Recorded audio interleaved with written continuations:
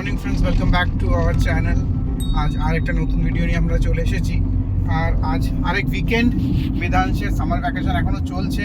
তো আমার এক রিলেটিভের বাড়ি আমরা ঘুরে আসবো। আর আমরা যাচ্ছি কোথায় মেধাংশ? The place which is famous for king of fruits, Murshidabad. হ্যাঁ, আমরা আজকে চলে যাচ্ছি মুর্শিদাবাদে।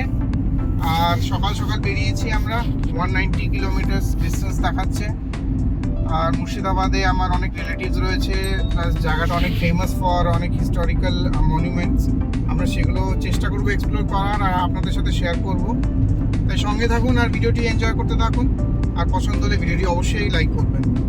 আজ বলতে পারেন প্রায় 19 বছর বাদে আমি মুর্শিদাবাদ যাচ্ছি, মানে লালবাগ, যেখানে আমার রিলেটিভরা থাকেন সবাই। তাই শতাব্দী আর মেধাংশের এটা ফার্স্ট ভিজিট। আশা করি দুজনের ভালোই লাগবে। আমরা মুর্শিদাবাদ পৌঁছে গেছি আর সব থেকে প্রথমেই আমরা চলে এলাম জাহান কোষা ক্যাননটা দেখতে। এটি সাল 1637-এ বানানো হয়েছিল এবং এর সম্পূর্ণ লম্বাই 5.5 মিটার্স এবং 7 টন মতন এটার ওজন। এটা আপনারা এখানে ইনস্ট্রাকশনে দেখতে পাচ্ছেন। আর দেখুন, এখনও এটা একদম সেরকমই আছে, হয়তো মনে হচ্ছে কিছুদিন আগেই বানানো। আপনারা যদি মুর্শিদাবাদ ঘুরতে আসেন তাহলে এটি একটি ট্যুরিস্ট স্পট হিসেবে আপনারা দেখতে পাবেন। আর এখানে প্রচুর ভিজিটাররা আসেন। আর আমরা লাকি যে আমার দিদির বাড়ি এই জাহান কোষা ক্যাননের খুবই কাছে।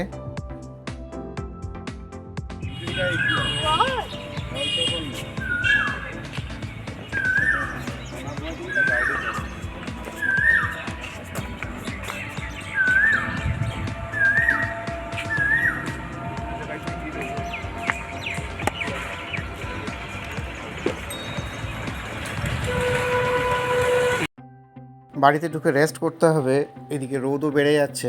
কিন্তু তার আগে আমরা চলে এলাম কাটরা মসজিদে। 1723 সালে নবাব মুর্শিদ কুলি খাঁ এই মুর্শিদাবাদে স্থাপনা করেন। আর এই মসজিদটিও উনি তখন বানিয়েছিলেন। আর এখানে ওনাকে সমাধিও দেওয়া হয়েছে। চারিপাশটা দেখুন, পুরো সবুজে ভর্তি।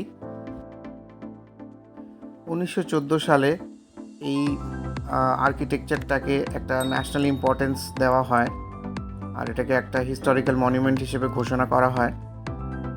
আর দেখুন, এত বছর হয়ে গেছে কিন্তু এই আর্কিটেকচারটা ঠিক দাঁড়িয়ে রয়েছে নিজের জায়গায়।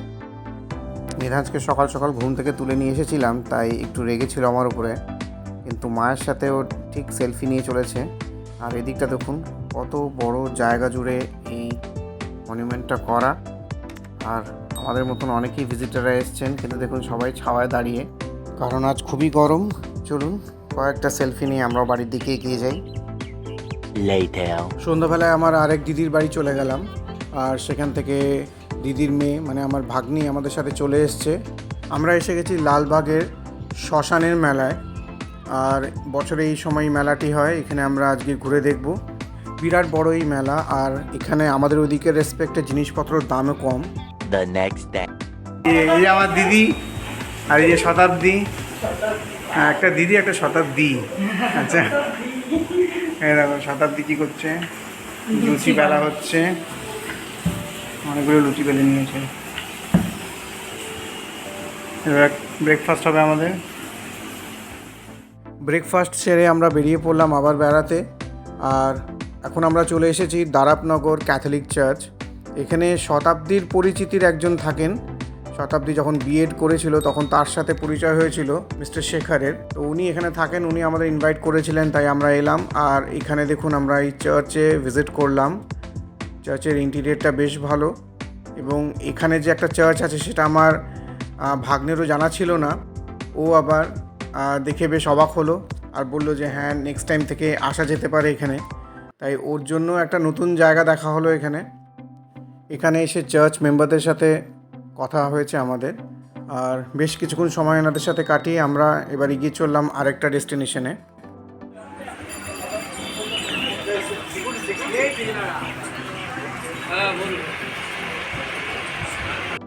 আপনারা আশা করছি বুঝতেই পারছেন আমরা কোথায় এসে গেছি। এই জায়গাটির জন্য এই মুর্শিদাবাদ খুব ফেমাস এবং এই জায়গাটির নামে একটি ট্রেনও আছে যেটা প্রতিদিন চলে 2 বেলা। এই রোদের মধ্যে হাজারদুয়ারি ঘুরতে আসা একটা চ্যালেঞ্জ, বাট আমরা সেটা অ্যাকসেপ্ট করে নিয়েছি। এই যে শতাব্দী অ্যান্ড মেধাংশ, আর যে আমরা তিনজন একটু ঘুরতে ঘুরতে আজকে চলে এলাম হাজারদুয়ারি দেখতে।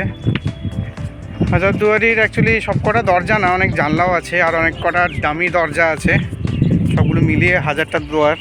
এই দেখুন নতুন চশমা, টুপিটাই নেওয়া হয়নি। এসে গেছি কাছাকাছি।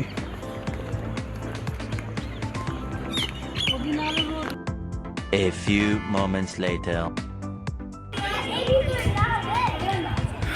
হাজারদুয়ারি আমরা ঘুরলাম, আমরা হাজারদুয়ারি দেখলাম এক্সিবিশনটা, যেটা মিউজিয়ামটা। আর আপনার এদিকে হচ্ছে ইমামবাড়া, আর এই হচ্ছে হাজারদুয়ারি। ফার্স্ট ফ্লোরেই সব আর্টিফ্যাক্টসগুলো রাখা রয়েছে ডিসপ্লের জন্য, যেটা আপনারা এসে দেখে এনজয় করতে পারেন।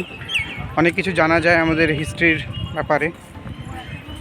আর এটা অলওয়েজ রেকমেন্ডেড যে শীতকালেই আসবেন ঘুরতে, গরমকালে আসাটা একটু কষ্টকর। আমরা তো রিলেটিভের বাড়িতে এসেছিলাম, আর ছোটোবেলায় আমি এসেছিলাম এখানে অনেক বছর, তারপরে আসা হয়নি। আর শতাব্দী মেধাংশকে নিয়ে ফার্স্ট টাইম এসেছি, শতাব্দী আগে কখনো দেখেনি। অনেকটা বড় জায়গা জুড়ে আর সুন্দর মেনটেন করা হয়। আজকের এই ঘোরাটা তো বেশ ভালোই হলো। চলুন বাড়ির দিকে ফিরে যাই, খাওয়া দাওয়া করব। দিদি কি রান্না করলো গিয়ে দেখি। এই দেখুন এরকম অনেক পুরনো বাড়ি আর আর্কিটেকচার এখানে দেখা যায় মুর্শিদাবাদে। বাই দ্য ওয়ে, এটা একটা নাকি আস্তাবল ছিল, ঘোড়ার থাকার জায়গা।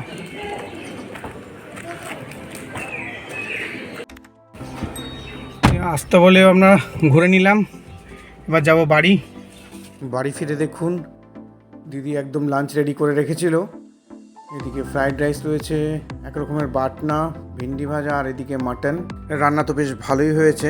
চলুন লাঞ্চটা আমরা সেরে নিই, তারপরে আমরা বেরিয়ে পড়বো আমাদের বাড়ির দিকে, কারণ রাত্রেবেলা ড্রাইভ করাটা একটু কষ্টকর, তাই আমরা একটু আগেই বেরোচ্ছি। নেক্সট আবার আসবো শীতকালের সময়, তাতে ঘুরতে সুবিধা। 1 hour later. আর তাহলে আমাদের 1-1.5 দিনের মুর্শিদাবাদ ট্যুর ভালোই রইলো। দিদির বাড়িতে অনেকদিন বাদে আসা হলো ঘুরতে। আর হাজারদুয়ারি আমরা দেখতে গেলাম। দিদির বাড়ির কাছেই জাহান পোশাক ক্যানন রয়েছে, সেটাও আমরা দেখলাম।